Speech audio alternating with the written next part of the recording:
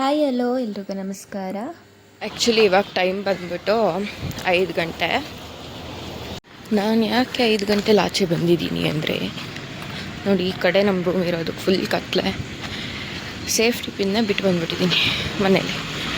So ತೊಗೊಂಬರೋಕ್ಕೆ ಅಂತ ಬಂದಿದ್ದೀನಿ.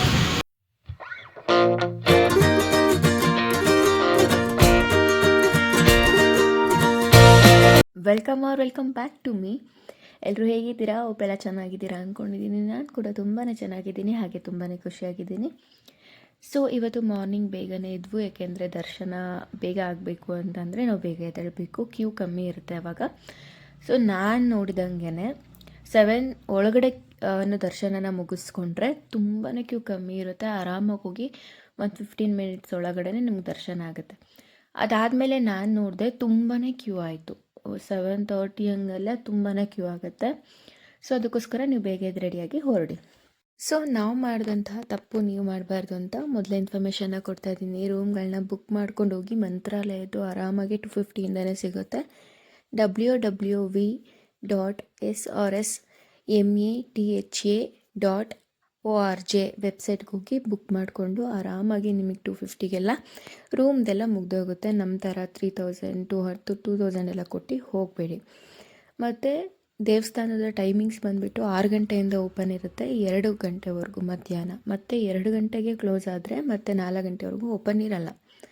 ಮತ್ತು 4 ಗಂಟೆಗೆ ಓಪನ್ ಆದರೆ 9 ಗಂಟೆವರೆಗೂ ಓಪನ್ ಇರುತ್ತೆ. ಊಟ ಟೈಮಿಂಗ್ ಬಂದುಬಿಟ್ಟು 11:30 ಮಧ್ಯಾಹ್ನ ಅಂದರೆ AM ಇಂದ ಸ್ಟಾರ್ಟ್ ಆದರೆ 2 ಗಂಟೆವರೆಗೂ ಕ್ಲೋಸ್ ಆಗಿಬಿಡುತ್ತೆ ಅಷ್ಟೇ. ಇನ್ ಕೇಸ್ ಯಾರಿಗಾದರೂ ಬುಕ್ ಮಾಡ್ಕೊಳ್ಳೋಕ್ಕೆ ರೂಮ್ನ ಗೊತ್ತಾಗ್ದಲೇ ಬಂದರೆ ಮಂತ್ರಾಲಯ ಅಂದರೆ ದೇವಸ್ಥಾನದ ಮುಂದೆ ಅಥವಾ ಹಿಂದೆ CRO ಆಫೀಸ್ ಅಂತ ಇರುತ್ತೆ, ಅಲ್ಲಿ ಹೋಗ್ಬಿಟ್ಟು ನೀವು ಇನ್ ಕೇಸ್ ಏನಾದರೂ ರೂಮ್ಗಳು ಅವೈಲೇಬಲ್ ಇದ್ದರೆ ನೀವು ಬುಕ್ ಮಾಡ್ಕೊಬೋದು. ಮಾರ್ನಿಂಗ್ ಬೇಗ ಎದ್ದು ಬರೋದ್ರಿಂದ ಸನ್ರೈಸ್ ಜೊತೆಗೆ ನಾವು ಮಂತ್ರಾಲಯನ ನೋಡ್ಬೋದು, ಅದೊಂದು ದೊಡ್ಡ ಬೆನಿಫಿಟ್. ಎದ್ದು ಫ್ರೆಶ್ ಅಪ್ ಆಗಿ ರೆಡಿಯಾಗಿ ನಾನು 2 ಕೈಗೆ ಇದೇ ಥರ ಬಡ ಹಾಕೊಂಡಿದ್ದೀನಿ. ಆಮೇಲೆ ಇದನ್ನು ಹಾಕಿಸ್ಕೊಂಡೆ.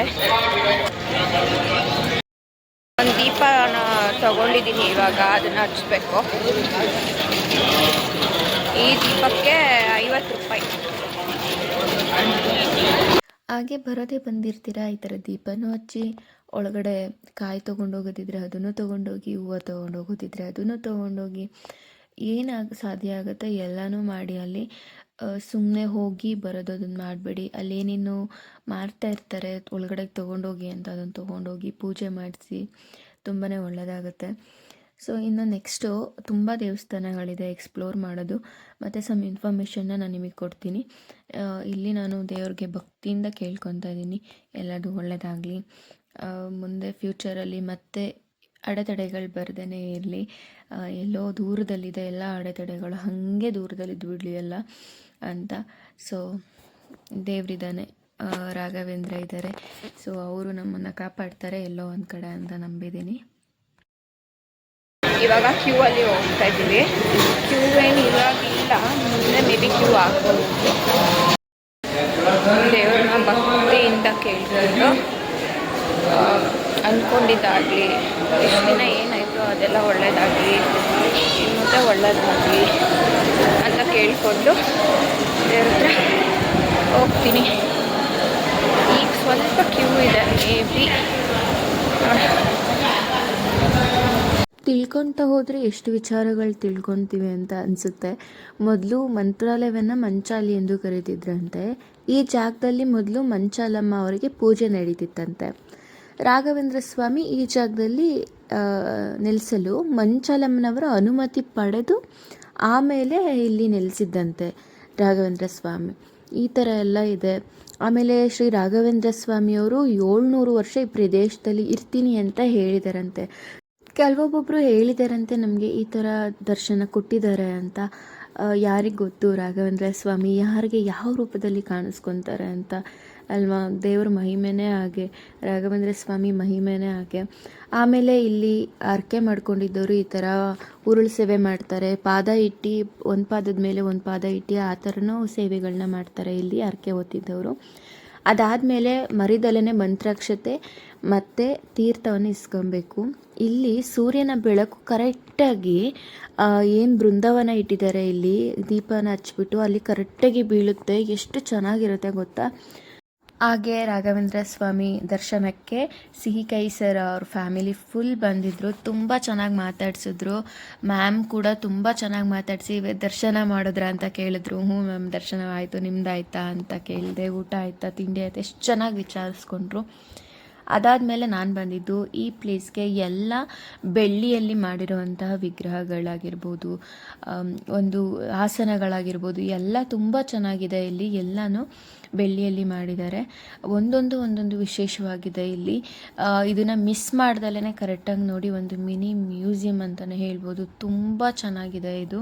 ರಾಘವೇಂದ್ರ ಸ್ವಾಮಿ ಮಂಟಪದ ಥರ ಮಾಡಿದ್ದಾರೆ, ಒಂದು ಜೋಕಾಲಿ ಥರ ಮಾಡಿದ್ದಾರೆ. ನಿಜ ತುಂಬ ಚೆನ್ನಾಗಿದೆ. ಅದಾದಮೇಲೆ ನಮ್ಮ ದರ್ಶನ ತುಂಬ ಚೆನ್ನಾಗಾಯಿತು. ದೇವ್ರನ್ನ ಹತ್ರದಿಂದನೇ ನೋಡಿದೆ ಅಂತ ಹೇಳ್ಬೋದು. ತುಂಬ ಖುಷಿಯಾಯಿತು. ಇನ್ನೊಂದು ಸರಿ ಹೋಗಬೇಕು ಅನ್ನೋ ಒಂದು ಮನಸ್ಸು ಬಂತು. ಇವಾಗ ಆಚೆ ಬರ್ತಾಯಿದ್ದೀನಿ. ಪ್ರದರ್ಶನ ಎಲ್ಲ ಹಾಕಿ 3 ರೌಂಡು ಪ್ರದಕ್ಷಿಣೆ ಹಾಕಿ ಅಲ್ಲೇ ಕೂತ್ಕೊಂಡು ಸ್ವಲ್ಪ ಹೊತ್ತು ಧ್ಯಾನ ಮಾಡಿ ಪಾಪುಂಗು ಸ್ವಲ್ಪ ಹೊತ್ತು ಅಲ್ಲೇ ಆಟ ಆಡಿಸಿ ಆಮೇಲೆ ಆಚೆ ಬಂದ್ವು. ಮುಗಿಸ್ಕೊಂಡು ಇವಾಗ ಆಚೆ ಹೋಗ್ತಾ ಇದ್ವಿ.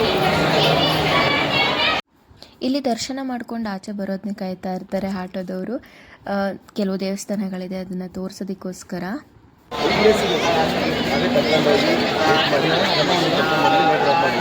ಇವಾಗೆಲ್ಲ ಹೋದರೆ ರಾಘವೇಂದ್ರ ಪಾದ ಮಾಡಿದ ಹತ್ರ ಅವರ ಪಾದ ಪೂಜೆ ನಡೀತಾ ಇರುತ್ತೆ. ಎಲ್ಲ ನೋಡಿಕೊಂಡು ಇಲ್ಲಿ ಬರಲಿಕ್ಕೆ 11:30 ಆಗುತ್ತೆ. ಆ ಟೈಮಲ್ಲಿ ಶೇರಿಂಗಲ್ಲಿ ಹೋದರೆ ಇದನ್ನು ಕೊಟ್ಟು ಸರ್ 12 ಜನ 11 ಜನ ಕೊಟ್ಟು ಅದೇ ದರ್ಶನ ಮುಗಿದ ಮೇಲೆ ಇಲ್ಲಿ ಬಂದು ಪ್ರಸಾದನ ಇಸ್ಕೋಬೇಕು. ಆಟೋದವ್ರಿಗೆ ನಾವು ನಂಬರ್ ಇಸ್ಕೊಂಡು ಕಳಿಸಿದ್ವು. ಅಂದರೆ ನಾವು ಫ್ಯಾಮಿಲಿ ಮಾತ್ರ ಹೋಗ್ತೀವಿ, ಶೇರ್ ಮಾಡಲ್ಲ ಅಂದರೆ ಏನು 1200 ಏನೋ ಆಗುತ್ತೆ ಅಂತ ಹೇಳಿದ್ರು. ಏನು ಶೇರಿಂಗಲ್ಲಿ ಹೋದರೆ 150 ಆಗುತ್ತೆ ಅಂತ ಹೇಳಿದ್ದಾರೆ. ಸೊ ನೋಡೋಣ ಅಂತ ಹೇಳಿ ನಂಬರ್ ಇಸ್ಕೊಂಡ್ವು. ಅದಾದಮೇಲೆ ನಾವು ಸಪ್ರೇಟಾಗೇ 1200 ರೂಪಾಯಿ ಕೊಟ್ಟು ಹೋದ್ವು. ಹಿಂಗೆ ಸಪ್ರೇಟಾಗಿ ಹೋದ್ರೇ ಚೆನ್ನಾಗಿರುತ್ತೆ. ಯಾಕೆ ಅಂದರೆ ನಾವು ಎಷ್ಟು ಬೇಕಾದ್ರೂ ಟೈಮ್ ತೊಗೊಬೋದು, ಅದಕ್ಕೋಸ್ಕರ. ಏನು ಗೊತ್ತಾ, ಒಳ್ಳೆ ದಿನ ಬರುತ್ತೆ, ರಾಯರಿದ್ದಾರೆ. ನಾನು ಈಗೀಗೊಂದು ಇನ್ನೂ ತುಂಬ ನಂಬೋದಕ್ಕೆ ಸ್ಟಾರ್ಟ್ ಮಾಡಿದ್ದೀನಿ. ಈ ವರ್ಷ ಇದ್ದಿದ್ದು ಮುಂದಿನ ವರ್ಷ ಇರಲ್ಲ, ಮುಂದಿನ ವರ್ಷ ಇದ್ದಿದ್ದು ನೋವು ಇವಾಗಿರಲ್ಲ, ಆಯಿತಾ. ಆ ನೋವು ಬಂದಾಗ ಅದನ್ನು ತಡ್ಕೊಬೇಕು. ಒಳ್ಳೇದಾಗೇ ಆಗುತ್ತೆ. ಯಾರಿಗೂ ಒಳ್ಳೇದಿರೋರಿಗೆ ಯಾರಿಗೂ ರಾಯರು ಕೆಟ್ಟದ್ದು ಮಾಡಲ್ಲ. ಟೈಮು ಒಳ್ಳೆ ಮನಸ್ಸಿರ್ಬೇಕಷ್ಟೆ. ಒಬ್ರ ಬಗ್ಗೆ ಹಿಂದೆ ಮುಂದೆ ಮಾತಾಡಬಾರ್ದು. ಎಂಥವರೇ ಆಗಿರಲಿ, ಹಿರಿಯರು ಅರ್ಥಕೊಂಡು ಮಾತಾಡಬೇಕು ಒಬ್ರ ಬಗ್ಗೆ. ಚಿಕ್ಕವರು ಗೊತ್ತಿಲ್ದಲೇ ಮಾತಾಡಬಾರ್ದು ಒಬ್ರ ಬಗ್ಗೆ. ಸೊ ಹಾಗಾಗಿ ಸ್ವಲ್ಪ ಯಾರು ಹೆಂಗೆ ಏನು ಅಂತ ತಿಳ್ಕೊಂಡು ಮಾತಾಡಿ, ಸುಮ್ಮನೆ ಒಬ್ರ ಬಗ್ಗೆ ಮಾತಾಡೋದಕ್ಕಿಂತ ಸಮಾಧಾನದಲ್ಲಿ ಇದ್ಬಿಟ್ರೆ ಎಲ್ಲ ದೇವ್ರು ಒಳ್ಳೇದು ಮಾಡಿಕೊಡ್ತಾನೆ ನಿಮಗೆ. ಅಷ್ಟೇನೋ ಒಂಥರ ನೆಮ್ಮದಿ ರಾಯರಿದ್ದಾರೆ. ಪೂಜ್ಯಾಯ ರಾಘವೇಂದ್ರಾಯ ಸತ್ಯಧರ್ಮರತಾಯ ಚ ಭಜತಾಂ ಕಲ್ಪವೃಕ್ಷಾಯ ನಮತಾಂ ಕಾಮಧೇನು. ನನ್ನ ಯೂಟ್ಯೂಬ್ ಜರ್ನಿಯಲ್ಲಿ ನನಗೆ ಯಾವ ಥರ ಸಕ್ಸಸ್ ಸಿಗುತ್ತೆ ನೋಡೋಣ. ದೇವ್ರನ್ನ ಕೇಳ್ಕೊಂಡಿದ್ದೀನಿ. ನೆಕ್ಸ್ಟ್ ಇಯರ್ ನಾನು ಇಲ್ಲಿಗೆ ಬರೋದು ಅಥವಾ ಯಾವಾಗ ದೇವ್ರನ್ನ ಇಲ್ಲಿ ಕಲಿಸ್ಕೊತಾನೆ ಅಷ್ಟರೊಳಗೆ ನನ್ನ ಯೂಟ್ಯೂಬ್ ಜರ್ನಿಯಲ್ಲಿ ಸ್ವಲ್ಪ ನಾನು ಏನೋ ಒಂದು ಸಕ್ಸಸ್ನ ಕಾಣಲಿ ಅಂತ ಕೇಳ್ಕೊಳ್ಳಿ. ಇನ್ನು ಯಾರೆಲ್ಲ ನನ್ನ ಚಾನಲ್ನ ಸಬ್ಸ್ಕ್ರೈಬ್ ಮಾಡ್ಕೊಂಡು ವಿಡಿಯೋಸ್ಗಳನ್ನ ನೋಡ್ತಿದ್ದೀರಾ, ಪ್ಲೀಸ್ ಸಬ್ಸ್ಕ್ರೈಬ್ ಮಾಡಿಕೊಂಡು ವಿಡಿಯೋಸ್ಗಳನ್ನ ನೋಡಿ. ನಿಮ್ಮೆಲ್ಲರ ಸಪೋರ್ಟ್ ನನಗೆ ತುಂಬಾ ಮುಖ್ಯ. ರಾಯರ್ ಮುಂದೆ ಕೇಳ್ಕೊತಿದ್ದೀನಿ, ಎಲ್ಲ ಸಬ್ಸ್ಕ್ರೈಬ್ ಮಾಡ್ಕೊತೀರಾ. ಇನ್ನು ಚಿಕ್ಕ ಯೂಟ್ಯೂಬರು ಸಬ್ಸ್ಕ್ರೈಬ್ ಮಾಡ್ಕೊಳ್ಳಿ. ನಿಮ್ಗೆ ಒಳ್ಳೊಳ್ಳೆ ಕಂಟೆಂಟ್ ನಾನು ಕೊಡ್ತೀನಿ. ಇಲ್ಲೊಂದು ಅಜ್ಜಿ ಅವಾಗಿಂದ ಪಾಪ ಎಲ್ರಿಗೂ 5 ರೂಪಾಯಿ ಕೊಡಿ 5 ರೂಪಾಯಿ ಕೊಡಿ ಅಂತ ಕೇಳ್ತಾಯಿದ್ರು. ಸೊ ನಾನಿವಾಗ ನನ್ನ ಹತ್ರ ಎಷ್ಟಿದೆ ನಾನು ಅದನ್ನು ಅವ್ರ ಹತ್ರ ಕೊಡೋದಕ್ಕೆ ಟ್ರೈ ಮಾಡ್ತೀನಿ. ಪಾಪ ಅವಾಗಿಂದ ಎಲ್ಲರನ್ನೂ ಕೇಳ್ತಾ ಇದ್ದಾರೆ. ನಮ್ಮಮ್ಮನ ಆಗ್ಲಮ್ಮ ಒಳ್ಳೆ ಈ ಥರ ಯಾರಾದರೂ ವಯಸ್ಸಾದವರು ಕೇಳ್ಕೊಂಬಂದಾಗ 1 ರೂಪಾಯಿ ಸಹಾಯ ಮಾಡೋಣ. ಯಾಕೆ ಅಂದರೆ ಅವ್ರಿಗೆ ಕೈ ಕಾಲೆಲ್ಲ ಇರುತ್ತೆ, ಬಟ್ ವಯಸ್ಸಿರಲ್ಲ. ದುಡ್ಡು ತಿನ್ಬೇಕಾದ್ರೆ ದುಡ್ದು ತಿಂದಿರ್ತಾರೆ ಅವರು. ಇವಾಗ ನಮಗೆ ಮಾಡಿ ಅಂದರೆ ನಾವೇ ಮಾಡಲ್ಲ. ಈ ಏಜಲ್ಲಿ ಅವ್ರು ಏನು ಮಾಡ್ತಾರೆ ಅಲ್ವಾ. 1 ರೂಪಾಯಿ ಕೊಟ್ಟು ಸಹಾಯ ಮಾಡೋಣ. ನೆಮ್ಮದಿಯಾಗಿ ದರ್ಶನ ಮುಗಿಸ್ಕೊಂಡು ಎಲ್ಲ ಕೂತಿ ದೇವ್ರನ್ನೆಲ್ಲ ಕೇಳ್ಕೊಂಡು ಈಗ ರೂಮ್ ಹತ್ರ ಬರ್ತಾಯಿದ್ದೀವಿ. ಜಗ್ಗಿ ಪಪ್ಪು ಡ್ರೆಸ್ ಚೇಂಜ್ ಮಾಡ್ಕೋಬೇಕು. ನಾನೇನು ಡ್ರೆಸ್ ಚೇಂಜ್ ಮಾಡಲ್ಲ, ಇದು ಹಿಂಗೆ ಇರ್ತೀನಿ. ಪ್ರಸಾದ ಬನ್ನಿ ನೆಕ್ಸ್ಟು ಬೇರೆ ಟೆಂಪಲ್ಗಳಿಗೆ ಹೋಗೋಣ. ಮೊದಲೇ ಹೇಳ್ದಂಗೆ ನಾವು ಶೇರಿಂಗಲ್ಲಿ ಹೋಗ್ತಾ ಇಲ್ಲ. ಶೇರಿಂಗಲ್ಲಿ ಆಗಿದ್ದರೆ 150 ಆಗ್ತಾಯಿತ್ತು. ನಾವು ಸಪ್ರೇಟ್ ಹೋಗಿದ್ದಕ್ಕೆ ನಮಗೆ 1200 ಆಯಿತು. ಸ್ವಲ್ಪ ಬಾರ್ಗಿನ್ ಮಾಡಿ.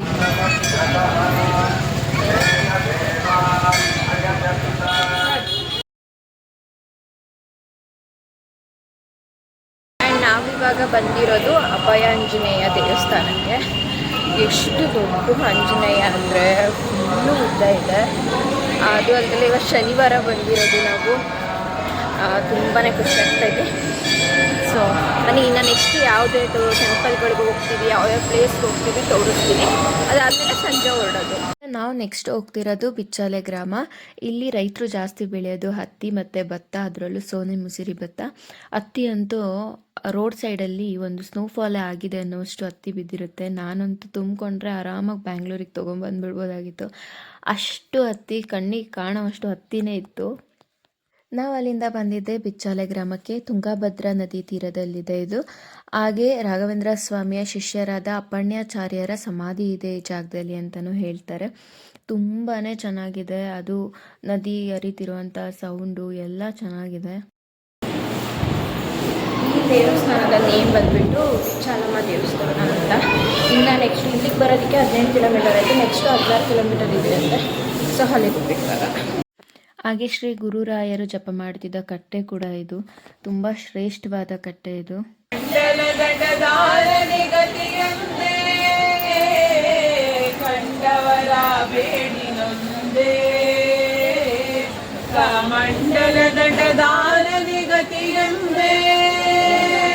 ಪಂಡಿತಾಗ್ರಗಣ್ಯ ಇನ್ನಾದರೂ ಮುಂದೆ, ಪಂಡಿತಾಗ್ರಗಣ್ಯ ಇನ್ನಾದರೂ. ಇಲ್ಲೊಂದು ಒಳ್ಳೆ ಕೆಲಸ ಏನಂದರೆ, ನದಿ ದಡಕ್ಕೆ ಯಾರನ್ನೂ ಸಾರ್ವಜನಿಕರನ್ನ ಬಿಡಲ್ಲ, ಅಲ್ಲಿ ಕೆಲಸ ಮಾಡೋರನ್ನ ಅಷ್ಟೇ. ಸೊ ಹಂಗಾಗಿ ನದಿ ಇನ್ನೂ ಸುರಕ್ಷಿತವಾಗಿದೆ, ತುಂಬ ಚೆನ್ನಾಗಿದೆ, ಯಾವ ಗಲೀಜೆಲ್ಲ ಇಲ್ಲ. ಹಾಗೆ ಒಂದು ಸೀಬೆಹಣ್ಣು ತಿಂದ್ಕೊಂಡು ದಣಿವನ್ನು ಹಾರಿಸಿಕೊಂಡು ನಾವು ಮುಂದೆ ಹೋಗಿದ್ದು ರಾಘವೇಂದ್ರ ಸ್ವಾಮಿಯವರು 14 ವರ್ಷ ನೆಲೆಸಿದಂತಹ ಅಪ್ಪಣ್ಣಾಚಾರ್ಯವರ ಮನೆಗೆ. ಈ ಜಾಗದಲ್ಲಿ ರಾಘವೇಂದ್ರ ಸ್ವಾಮಿಯವರು ವಾಸ ಕೂಡ ಮಾಡಿದರು. ಹಾಗೆ ಇಲ್ಲಿ ಮಧ್ಯ ಏನು ಕಾಣಿಸ್ತಿದೆ, ಇಲ್ಲಿ ರಾಘವೇಂದ್ರ ಸ್ವಾಮಿಯವರು ಮಲಗ್ತಿದ್ದಂತಹ ಸ್ಥಳ ಅಂತ ಹೇಳ್ತಾರೆ. ಒಂಥರ ಆನಂದವಾಯಿತು ನೋಡಿದ ತಕ್ಷಣ ನಮಗೆ.